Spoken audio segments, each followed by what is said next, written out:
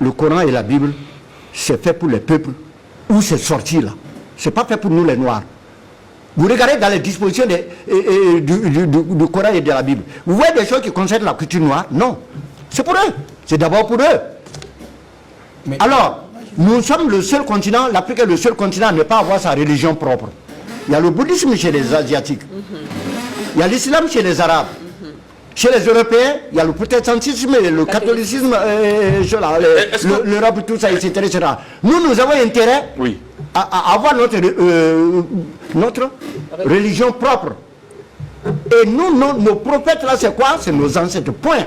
Donc les autres religions ont déteint son nom. Écoutez, vous savez, la colonisation n'a pas été seulement économique, politique, militaire. C'est à tous les Ça a niveaux. été à tous les niveaux. Surtout religieux, les gens n'en parlent pas.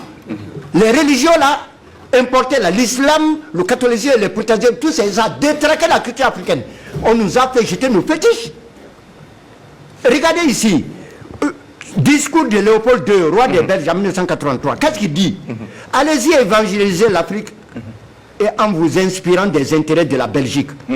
Ah, ils connaissent, les nègres là, ils connaissent déjà Dieu. Ah, donc, il ne faut pas aller dans ce sens-là. Votre rôle essentiel, c'est de veiller à les désintéresser des richesses dont regorgent leur sol et leur sous-sol, pour éviter qu'ils s'y intéressent.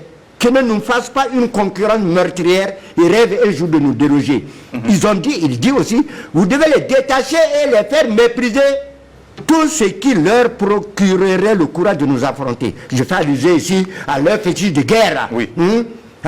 Et que vous mettiez tout en œuvre pour les faire disparaître. Et puis, il continue, évitez de développer l'esprit critique dans les écoles là. Apprenez aux élèves seulement à croire et non à raisonner. Oui. Et puis on dit, convertissez toujours des noirs au moyen de la chicotte.